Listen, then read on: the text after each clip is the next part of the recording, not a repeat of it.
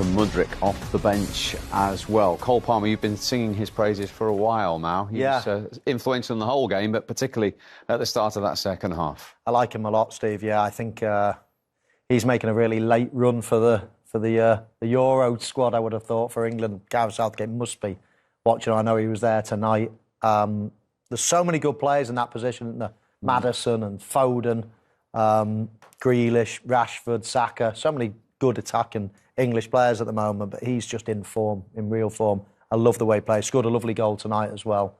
You know, you can give the ball to him in tight spaces. It's an incredible skill.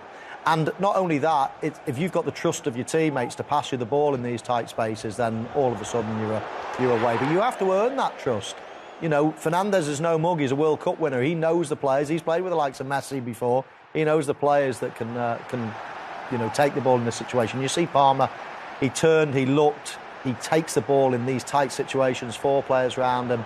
Lovely right-footed touch and then arrows it. This is the short side to the goal, go near post, and obviously it's a shorter distance to the goal, and he struck it so well. Didn't need to be that accurate, actually. It wasn't that close to the post, but a lovely little goal, and that just showed to me, pictures tell a million, say a million words in my eyes, and the way that Fernandes passed him the ball when the 4 players were around him, that just shows to me that he's a good player. To have the trust of your players like that just shows to me that he rates him. He's a player that when he gets the ball, the game comes still. He's like, there's a calmness about him, and his awareness prior to obviously receiving the ball, but you look at him constantly when he's on the ball, it's like as if he's got minutes on the ball. It always looks like he's in control, he's got time, and it's a preparation, what he's probably doing prior to this. He knows where he is now, he's in a tight situation, he's scanning, he's working out his positioning, where he is, what players are around him. But yeah, the biggest compliment I can give him is, because he isn't the most physical specimen, I think that's fair to say, but in terms of his quality, he can see a pass, and like I said, that the game becomes very still for him when he's in them moments, really. Never rushed, always calm and composed. He's got quality. Yeah. That is 11 Premier League goals in a Chelsea shirt now for Cole Palmer. And as you may have been watching at half-time when we were talking about Alexander Isak, that's another goal in this game outside of the penalty area, where, of course, as we pointed out, Scott Parker has scored more in his Premier League career than Michael Owen. We thought as we had him in, it would only be fitting to dig one out of the memory bank. Actually, at Stamford Bridge, for West Ham United. That's a good one. The equaliser that night. Special Look, he's itching to say something. I've said nothing. You want to see it again? Premier League, you want to see it again? No, I don't want to see it again. I taught him everything he knew, Scott. Me and Scott, we were just talking before about we lived together, actually. As I was one of his senior players back in the younger days, going away to play for our national team. So we were just reminiscing earlier, but he never used to score goals from that far out back then, so I don't know where they came from. I was too busy trying to chase him and kick him, that's why. Yeah, brilliant. Chelsea introduced Mikhail Mudryk, who's been something of an enigma since signing for Chelsea. You mentioned right at the start, take time to settle. This is his 4th goal under Pochettino in the Premier League now. I mean, he came on, started electric, to be quite honest with you. I see a player in here, Steve, I really do, and I think there's probably time which this boy needs, and I know it's a real essence what we said, but this is good quality, composure at the end, which, again, Michael will be better qualified in that sense, sat the keeper down, but... Look where he picks it up from there, yeah. I mean, he wants it more, doesn't he? Yeah, real determination to get in the box. Yeah. Again, I really like him. I think there's a player that I think you're going to see a top player in the years to come, or certainly next year. It's definitely a settling in period for him, and he probably has struggled culturally, but top goal. Yeah, I'm really interested to see where this lad goes in terms of his future. Is he going to... I mean, he could be exceptional. He could be one of the top players in the Premier League. Most exciting. He's certainly got the pace, the touch, the skill. Or is he going to fizzle away?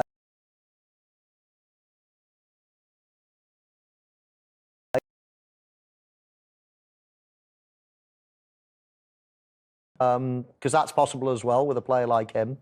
But I would think just getting used to the Premier League, getting used to the speed of it, he might be one of those players that's a little bit of a slow burner. He's still young, and it'll be interesting to see where he goes in the next year or two. OK, let's go back to Joe Cole at Stamford Bridge, who was watching this tonight. Joe, you said before the game it felt like a big game in terms of the crowd and the result. How does it feel at the end, Chelsea-wise? Yeah, a lot of relief, Steve. I mean, the way Chelsea have been, even at 3-1, you sensed the crowd were worried, and then when Murphy scored, it was real panicky here. But they got over the line, and there was a sense of relief. I was right behind Mauricio Pochettino, and he looked like a relieved man at the end.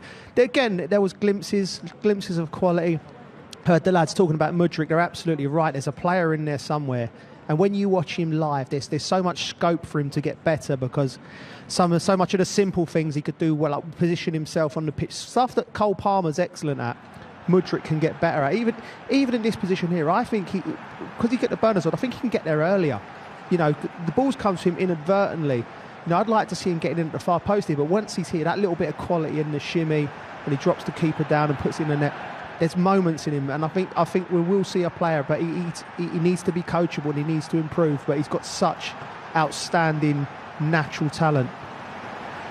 Yeah, I was just about to ask you about him, Joe, in terms of Mudryk. So let's move to Cole Palmer then. He's obviously got more of the headlines this season. How far do you think he could go in the game? You know, obviously you played in a similar position to him, so you know what it takes to be a success at Chelsea and for England for that point. Can he go to the real top of the game? Yeah, absolutely, Mo. I mean, you're lucky to. When he signed for the club, there's a lot of eyebrows raised because there's a lot of players in that position, and is he going to be one who's going to be able to take? But he's just so intelligent. You know, he's like a senior. When you watch Mudryk, he looks like a young player that excites you. When you watch Cole Palmer, he could be 31, not 21, because of in that position where, like you said. He's just that little two-step. See that touch off the back foot there? He's already got his body half-turned, and he just takes a little bit off it, so he gets enough, so he can take that little two-step out of his feet and get a lovely strike. He's got lovely temperament. He's, like you said, he takes penalties, free kicks, and the fans here absolutely love him. So are these more positive, small steps that you were talking about before the game? Yeah, absolutely. I think you need to talk about Gusto as well, because I thought he was excellent tonight. You know, we were sitting right down this right-hand channel, and he dealt with Gordon. Then Almiron had a go at him. He dealt with him, and he just was brilliant. And these little players now are emerging that look like they're go-to players and leaders, and that's when you start. You just hope that they can all stay fit for between now and the end of the season, so you can continue that trajectory of getting better and better. And in terms of Mauricio Pochettino, does he just have to try and keep doing this and finish as high as he can now to take that into next season? Yeah, he was spiky in his press conference before the game because he's under pressure. You know, Chelsea managers traditionally the last 20 years, you lose a couple of games and they're looking over their shoulder at the director's box, and he's had a bit of time, but he's putting out fires. You know, he's trying. You know, we've seen Disasi play at right back. We've seen Levi Colwell play at left back because we've had so many injuries. So he's just trying to find, and I think he may have stumbled on the midfield. I like that as a free, but he seems to be like a man. If he can just get through these next 10 games with a little bit of improvement, get a few more bodies in, I think next season could be a lot better. Great to talk to you, Joe. Go and get Thanks, warm. guys. Thank you very much indeed. Cheers. Thanks for joining us. That is Joe Cole live at Stamford Bridge for you. Let's go back there now and get a Newcastle point of view from their manager, Eddie Howe. Hope at the end there, Eddie, but not quite enough. So how do you sum up tonight? Strange game. Frustrating one for us because I thought we started really well, conceded with their first attack. I don't think it was a game of a lot of chances, and yet it was a high-scoring game. It was a strange one. I thought that we were really good in spells and obviously not good enough overall, because the goals we conceded I thought were really poor. Where do you think you've struggled to get that control tonight over longer periods, which we did see in the performance against Wolves last weekend? I thought the control was there. I don't necessarily think we had an issue with the overall flow of the game. I thought we were competitive. I thought we looked creative. Final ball probably wasn't good enough today. I thought we had a lot of opportunities to test their back four. It was more the goals we conceded. The first one's out of nothing, and it's from our perspective a disappointing one to give away. But I think you look at all three goals, they're all similar in their characteristics. We didn't defend those situations well enough, and you're going to lose games if you do that. Because Jacob's thunderbolt got you back in it, but ultimately was there a familiar feeling there in some ways that there was just too much to do with the goals that you had conceded?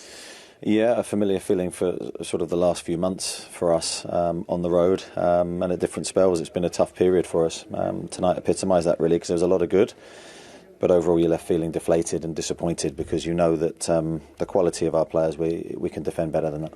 A number of England hopefuls out there tonight looking to impress Gareth Southgate, who was watching on. Anthony Gordon, one of those. What can you tell us about him and why he went off? I can't really add too much to it other than the fact it was a knee injury. Strange. There was no mechanism, there was no moment when he felt it. It was just there in the game, I think, according to Anthony at half-time, and he was in quite a bit of pain, so we don't quite know how bad that is. Well, that's certainly a negative for Newcastle, Anthony Gordon. But continual away defensive problems, you can see how disappointed and frustrated he is about that. Yeah, really, really disappointing. You can see that in Eddie's interview and his body language. And I think we touched on it at half-time. You come into the game and after 5 minutes you make the errors. And I think that's probably the biggest disappointment. I thought Newcastle had bits in the game tonight, but certainly the goals they probably conceded are really frustrating for Eddie in that sense. And we mentioned Trippier's absence, but apart from that, that's his first choice back four tonight, isn't it, really? Yeah, exactly. Botman with a couple of mistakes, certainly for the first goal. That would not, somebody that would normally make mistakes like that. They're just not quite as solid all the way round, are they? There's still a couple of big players missing. Joe Linton, I think, has all of a sudden become one of their star players, the most reliable players as well. So he's a big miss. And you see, it's almost like an apologetic clap to the fans and a thank you, because I tell you what, they've travelled a long way to get there tonight. It's not a nice trip all the way back up to Newcastle on a Monday night, especially when you've not won. So it's good to see they're showing the appreciation of their crowd, and they'll stick with them. Newcastle fans, very loyal fans, but I think they're all expecting a tiny little bit more this season. Because that defensive foundation, that's what they built their fourth place finish and their success last season on. Yeah, and it's key, to be fair. And I think the one thing what probably they're missing at this present moment in time is just the energy in the team. And that may be down to the injuries they've had, and you're having to rely on the same players in terms of that. I think what Eddie has done, look, me and Michael have played at Newcastle, and in terms of the fan base there, what Eddie's done last year has brought a club together in terms of the fan base and got everyone on board. And I think that's been an incredible driving force in terms of where they've gone, and certainly last year was as well as Eddie did and the team did. I just feel probably this moment in time, they're probably just lacking that energy, what really put them at the forefront of where they were last year. OK, disappointing night for Newcastle, but another good one for Chelsea, and one of their goal-scoring heroes, Cole Palmer, waiting to talk to us from Stamford Bridge. Cole, thank you very much indeed. Good to see you. Another goal, another win. Good night. Yeah, it was a good night for us. We needed it, after the results we've had, so yeah, please. And in terms of that first goal, a terrific start. Did you think you'd scored it at one stage before Nicholas Jackson touched it? No, it was a bit slow. It was a bit of a swinger with the right, but thankfully he flicked it. Flying start, though, inside 6 minutes. Yeah, good start. That's what we needed, get the fans on our side. And yeah, thankfully we got the 3 points. And you're involved in everything at the moment, it seems. I mean, obviously this goal and then yours coming in the second half. Yeah, I just think it was a good flick by Nico, and then mine in the second half. We needed, the manager told us at half-time, playing a bit more courage, a bit more energy, and I think we did that. The most goals and assists in the Premier League this season for Chelsea. That's the type of stats you as a player want to hear? Yeah, of course. As an attacker, my job is to score, assist, help the team in vital moments, and I'm doing that at the minute, which is good. Cole, it's Michael Owen here. We're just looking at your goal. I love the way players are confident enough in you to pass you the ball in real tight situations, and you took a lovely touch on your back foot and then a nice strike. Were you always going for the near post there? No, when I received the ball, I've seen that defender's pretty close to me, and I've seen the keeper go to his right. So if I shaped it, he would have just caught it, and his legs were open. So I thought if I strike it clean through his legs, it will go in. And yeah, thankfully, he went in. Yeah, it was a lovely strike. And I just wonder as well, I mean, we're looking around the Premier League at the moment. Of course, Gareth Southgate was there tonight. Yeah. There's so many good players in and around your position, but you're making a hell of a run for this England team. Eyes on the prize for this summer? No, not yet. There's a lot of games to go. There's many players in my position, a lot of talent. So just need to take it game by game and see where it takes me. In terms of Chelsea, 4 unbeaten in the Premier League now. 1 point behind the team you've just beaten tonight. Is that all you can do? Just encouraging, try and find that consistency? Yeah, try and win as many games as we can till the end of the season. We're in the FA Cup quarters. If we win that, we're back at Wembley. So yeah, we just got to keep pushing each game and see where we end up in the table. Really well done tonight. Appreciate you talking to us. Thank you. Cheers. Cole Palmer, what a season he's having. 11 Premier League goals now, Scott. I mean, I think what's key there, Michael as well, I was talking about how the game comes still for him. He's describing that in that moment, in that pocket, he's seen that the keeper's got his legs open. He's moved to the right, and where it's just the pictures what certain players process in split seconds, because we look at this, but he's having to process all of this information in such a small space of time. And Michael, again, will be more qualified than me, because in them moments you're running from goal, there's loads of pictures what you're framing in your head as a player. That change all the time as well. Which are constantly changing. Yeah. And the best players, while they're constantly changing, they then get to the point where it's right, I can see his legs are open, I can see he's moved to the right, I need to go near post, I need to go... And it's the difference between top and average, to be fair, and I think that's evident why this boy is a top player. Yeah, exactly that. I've said before, there's lots of players that are physically the same, but, you know, it's the split-second judgments between your ears that makes the good and the great. Let's hear from his manager then, shall we? Here's Mauricio Pochettino. Mauricio, congratulations. Is there a bit of relief as well as happiness about the result? But that is football. Football is about to enjoy, sometimes to suffer. Be focused on the game. I think never easy. We play again a very good team. Newcastle is a fantastic team with amazing players, and of course it was really tough. I think overall, I think we maybe deserve the victory, 3-2 for us. Yeah, but I think we keep looking forward. We keep moving forward, and I think that the most important, the 3 points. You know, to keep, you know, the feelings, because after Wolverhampton now the six game that we didn't lose, and it's important to build the confidence, of course. Yeah, that's interesting. 6 unbeaten in all competitions. It almost buys him another couple of weeks. That's the way the Chelsea manager's job is, isn't it? Yeah, it is. Look, I think we live in a world where everyone wants instant and everyone wants results as quick as they can. The facts are that this is a new manager coming to a new football club with a new team, and we hear it all the time, but there ain't a magic wand, and it does take time, and I get that he's at a club where he needs to win games, and that balance which he needs to do there is vitally important, but you're starting to see progression. People ask, what do Chelsea need now? I think for Mauricio, maybe not ownership or fan base, but certainly for him, he's just taking elements of seeing consistency in certain moments of the team, and he'll know that in the end he'll get to where he needs to get to. And I think that's probably key, and you're seeing that now for sure. Absolutely. Scott, great to have you with us tonight. Thank you very much indeed. Good luck for the rest of the time in the sunshine. I'll leave you two to your youth day tales to round it off. But relief for Mauricio Pochettino and Chelsea. 4 unbeaten in the Premier League, 6 in all competitions, and they have dispatched Newcastle from the 3 of us. We'll see you soon.